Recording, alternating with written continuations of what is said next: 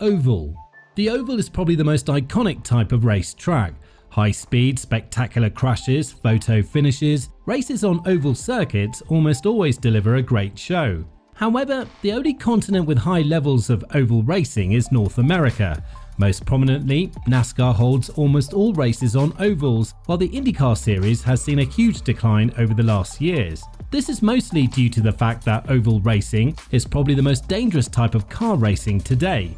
For example, the Pocono Raceway, which is classified as tri-oval, lost their spot in the calendar after two huge crashes in 2019 and 2018, with the latter paralysing Canadian Robert Wickens. There are different kinds of ovals though. The most iconic ones, like Indianapolis or Daytona, are called super speedways. Cars reach incredible speeds here. The next smaller step are the intermediate ovals, often just called speedway. Then there are the short oval and the mile oval. As you can probably guess, the determining factor is the track length, but also the shape can vary, from paperclip ovals to rounded-off ovals, and of course the already mentioned tri-ovals. Another thing that influences the excitement of ovals is the banking. The general rule is, the steeper the banking, the faster cars can go. This is because cars can lean into the corner much more. On top of that, you may have seen drivers on ovals pulling their steering wheel to the right on the straight. This is because most ovals are anti-clockwise, and to make the cars turn even more effective, the steering is actually slightly bent in the direction of the corners. While racing fans usually love to see a bit of rain during a race, a wet surface is an oval's worst nightmare. Racing is usually stopped the second any drop of rain falls down. But oval racing usually needs no rain, as the so-called pack racing is exciting to watch. These racetracks also gave us the story of Pixar's movie Cars. Even though it became widely popular across the globe, oval racing in Europe is pretty much dead. But this was not always the case, as in 2001, the Champ Car series visited the Lausitz Ring in Germany, a new build super speedway. Exiting the pits, Alex Zanardi spun onto the racetrack and was collected by another car, losing both legs and almost his life. And no more experiments like this were held in recent years. Now, the most famous European oval is probably Monza, the Temple of Speed, but today it's just a piece of history. Street track. When car racing just started, more than 100 years ago, there were just two types of racetracks: ovals, which sometimes were even just built with wooden planks, and street tracks. Racetracks like Spa-Francorchamps, one of the most famous racetracks nowadays, started as street tracks. The main difference? Back in the day, those races were often held on public roads between villages. There were no walls, just houses, trees, and sometimes people in the way. Nowadays, street racing is just as popular, but it has nothing to do with the racetracks of the past. No, street racing in the 21st century is connected to huge cities, tight corners, and no room for error. While street tracks like this were already popular in the 80s, they boomed again in the last 10 years. Their advantage: costs are lower, fans have their hotels closer to the track, and big names like Las Vegas in F1 are great for marketing. However, like with oval tracks, there are different kinds of street tracks. Monaco, maybe the most iconic race in Europe, is famous for the close walls. Fans often expect a crash fest, but in recent years, the races felt dull and have seen close to zero overtakes. On the other hand, tracks like Baku and Las Vegas feature long straights on wide streets, so you can't say that overtaking is difficult on street tracks in general. There are also F1 tracks like Melbourne or Circuit de Gilles Villeneuve in Canada. Those tracks feature runoff areas, gravel traps, and nature around the track. Still, they're considered street courses because they use streets that are used by the public.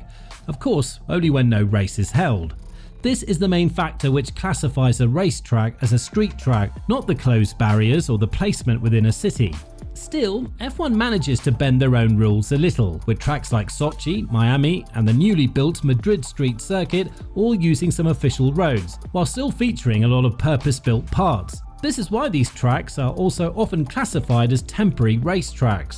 In American car racing, and also in many parts of Asia, street tracks are still much closer to the street racing F1 saw in the 80s. Tracks are narrow, concrete walls everywhere, and lots of crashes of course. Permanent racetrack. These are the most common types of racetracks. They're often called purpose-built racetracks because, as you can guess, they were purposely built for car racing. Even though these traditional circuits are usually fan favorites, New racetracks are rare, they're expensive to build and need a lot of space. Also, what makes these tracks so much fun to drive is elevation, working with nature. This is why the Nordschleife is so popular. Permanent racetracks also have to follow a lot of rules. They need to have more runoff than street circuits, and there are strict rules for the facilities. The FIA then uses these rules to determine how safe a racetrack is. For example, to host Formula 1 events, racetracks need to have the best rating, Grade 1. The decline of permanent racetracks in the last years saddens many fans, since those tracks often produce great racing. What's your opinion on that? Tell me in the comments down below. Dirt tracks. These racetracks also come in two styles. There are actually purpose-built dirt tracks, most famously used today by the World of Outlaw Sprint Car Series. NASCAR also held a dirt race in Bristol in 2021. This type of car racing was very famous in the early years of motorsport, while it's more of a niche sport today. However, there is one major racing series which still races on a lot of dirt: rally cars. While the Dakar Rally even runs straight through the desert, high-level rallying like the WRC feature a lot of off-road racing. On top of that, the FIA World Rallycross Championship is a mostly unknown series with great racing. These short sprint races are also held almost exclusively on dirt tracks. This type of racing differs the most from normal race tracks, as the loose surface requires a completely different driving style. While rallying, going sideways can oftentimes be the faster way to go. Track limits are also no issue, because in rallying, trees and bushes usually punish you for leaving the track. While rallying is mostly done on official roads, the WRX holds most of their races on permanent racetracks. A lot of niche racing tracks, for example banger racing, is also held on crop fields. Yeah, you heard that right. After the races are done, a farmer uses the land to grow his plants. That's crazy if you ask me. Drag strips. Drag racing is another fantastic niche sport in the motor racing world.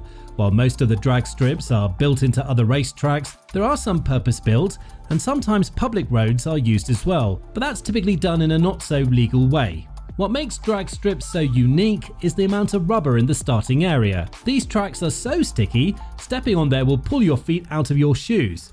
This makes these areas extremely slippery in the wet, prominently displayed at the 2019 German Grand Prix, where Leclerc, Hamilton, Sainz and Hülkenberg all went off, with most of them finding the barrier. At the end of a drag strip, you'll likely find some sort of net that will catch a car if the brakes don't work or the parachute which the drag cars are using to slow down fail. Apart from that, drag strips are probably the least exciting type of racetrack. I mean, they just go straight for a quarter mile with more runoff than actual racetrack. But their Christmas tree-like starting lights are pretty cool though. Converted airfields. Did you know that airfields were one of the most popular racetracks in the early years of car racing? A lot of space, a lot of tarmac, perfect to lay out some hay bales and call it a racetrack. While racing fans usually enjoy tracks with a lot of height variations, airfield racetracks are mostly very flat. But this doesn't mean that the racing is bad. Silverstone, for example, is probably the most famous racetrack that was once an airfield. Of course, the track has seen a lot of changes over the years, but it still features a lot of parts, mostly the straights, that were once used to start and land planes. Probably the reason why Ferdinand Habsburg felt the need to fly this high back in 2015. Another very well-known race is Sebring, which still houses major GT racing events and 12 hours of Sebring endurance event. Even F1 raced here in 1959.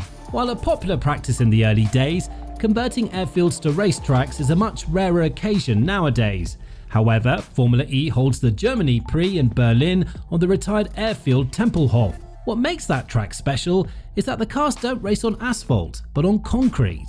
Now, if you enjoyed this video, make sure to watch the next one. Here I explain every major kind of racing cars. That was fun to make, so I hope you have fun watching it too.